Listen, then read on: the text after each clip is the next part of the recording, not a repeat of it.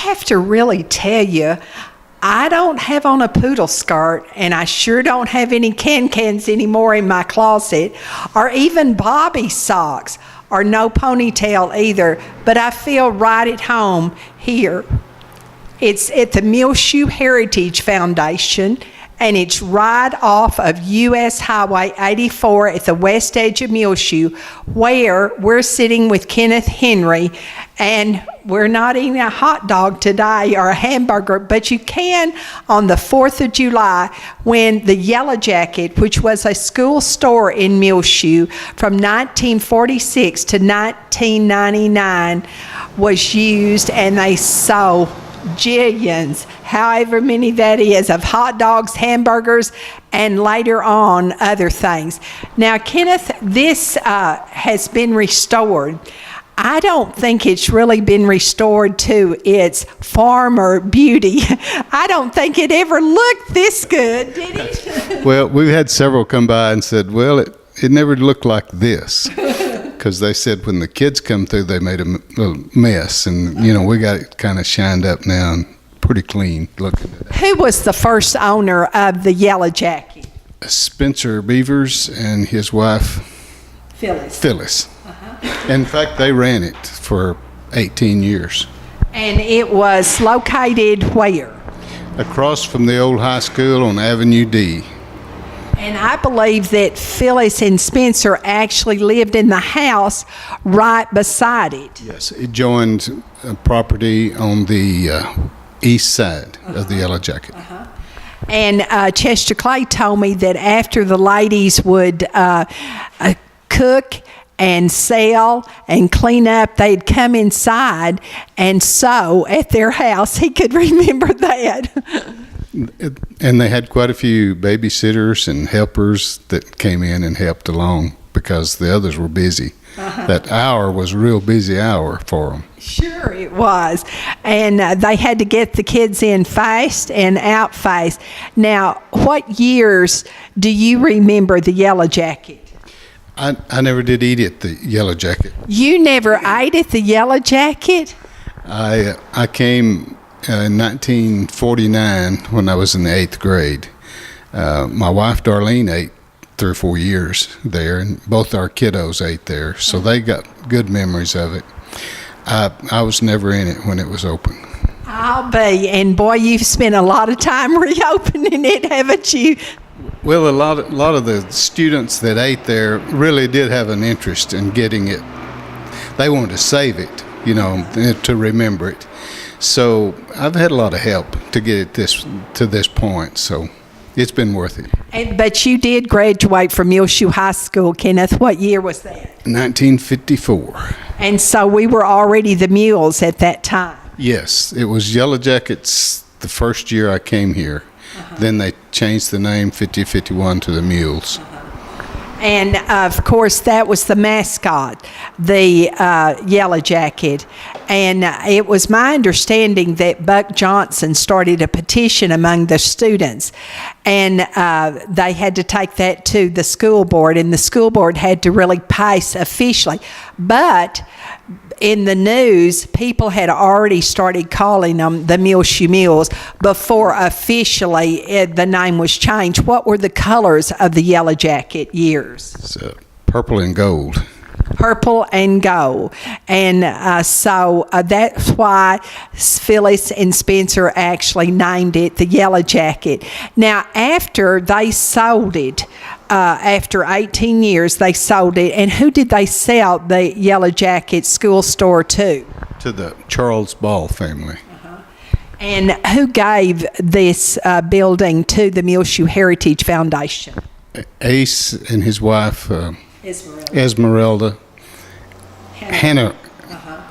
And they're a young couple that told us that they both actually ate in the Yellow Jacket when they were in school too.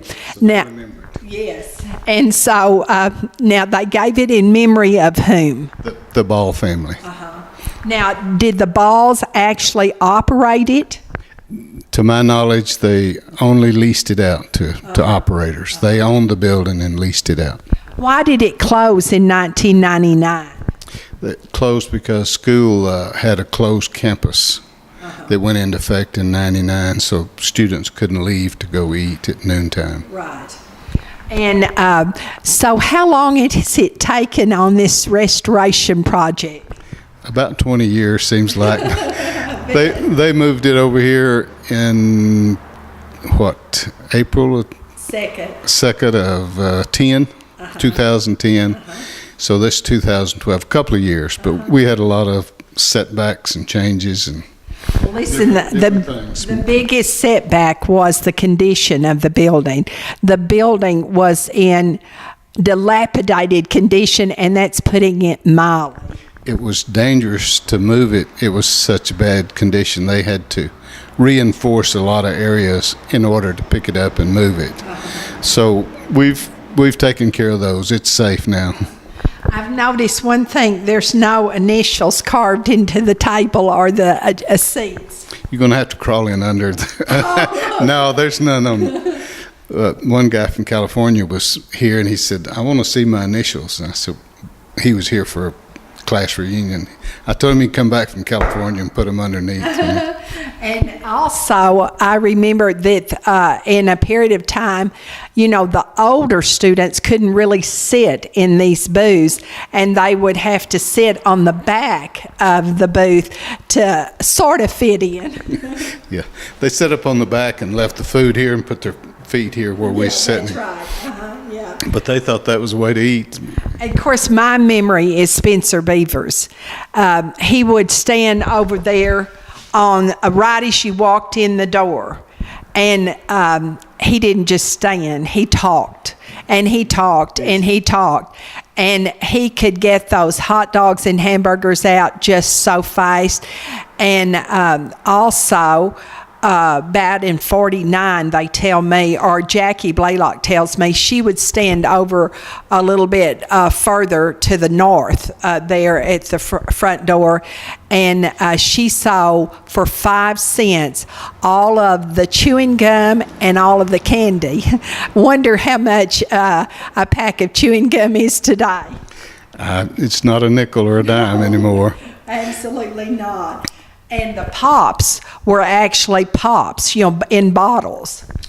For the 4th of July, we're going to have tubs, number 3 wash tubs with ice and with Cokes and Dr. Peppers. Now, in cans or bottles? In bottles. Oh, but we've, we found, I think it's Delaware Punch or Grapette, some of those that they did drink back in that time. And if you are of a younger generation, you may not know it. These were returnable glass bottles, and they had to be returned to the grocery store or to the dealer who brought it to you, maybe. I can't remember if the Coke man would take the deposit back. No, I think you had to take it to the grocery store, maybe. I'm not sure about that. It really doesn't matter. But then you got to did you get money back, or was that it? 2 cents, 1 cent, something, but of course 2 cents was worth something back then. And everybody did that from their home or from the store, like the school store, the Yellow Jacket, and that was one of the employees' duty after the Yellow Jacket hour of harsh, rush, in and out that door, in and out that door. Well, then the ladies, or sometimes they'd hire kids to pick up the pop bottles outside, and some of them were down the alley too. They carried them off. Yeah, they cherished that time. Also, when it opened in 46, all of the Muleshoe School buildings were in that 2 blocks there where Mary D. Shazo is today. But in 1955, they moved the junior high. Well, no, in 1950, the high school moved first. And then junior high moved in 1955 to new buildings. Well, they just came down that alley to the Yellow Jacket. From the stories I've heard, it's a very busy alley, too. It was. was. And it had some trash in it also. Yeah, a lot of other things too. And one of them I just have to say was fights. That was, I think, one thing that just came along with it, and sometimes the police had to even come. Some of them said they just settled their differences. They didn't have a fight. They just settled their differences. It's just how they had to do it, you know. Jackie Blaylock, I wish I could remember for sure, but I think she told me she remembered in the 49 when she started to work here for Spencer. Well, really it was for Phyllis. She ran it. And she said she could remember Aubrey Heathington and Beverly Casey and Jerry Nell White and Benny Douglas. They were two of the couples that always came and ate at lunch. And, another thing is it was like Kenneth plus Marlene, and that meant that's who you were dating or that's who you supposedly love. But I guess you still love Marlene, don't you? Darlene. Oh, gosh, what is wrong with me, Darlene? Well, you love Marlene. Sure. Yeah, sure. You better. You're in case you don't know, Darlene and Marlene are twins. And so, tell me about this book. Are there any of these booklets still available with the history and pictures and comments by a lot of former Muleshoe High School students? We've ordered 200, sold all of them, but we ordered another 100. They'll be here for the 4th of July. And how many invitations have you sent out of people who have actually donated for this project to come to pass? A lot of people have helped, so we mailed out 250. But anybody can come to the dedication. Everybody's welcome to the dedication.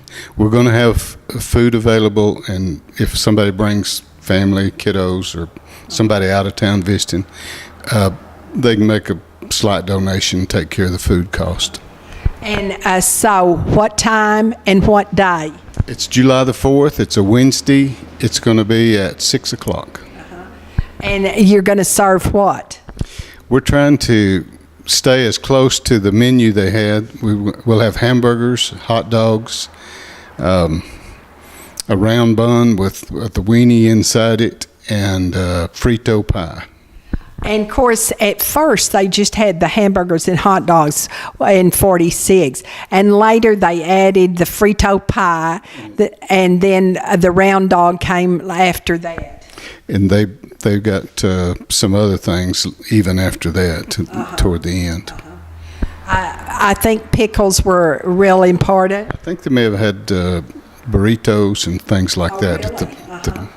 Okay. Anything else that you need to tell us about the grand opening, the ribbon cutting, and open house for the Yellow Jacket?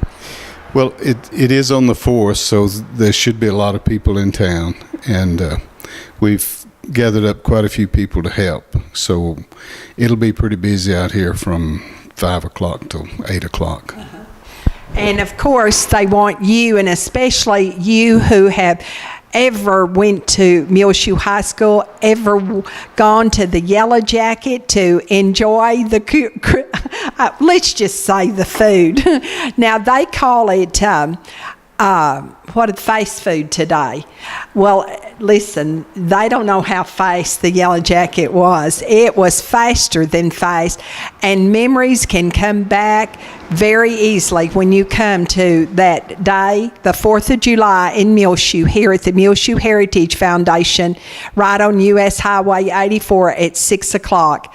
You will not forget it.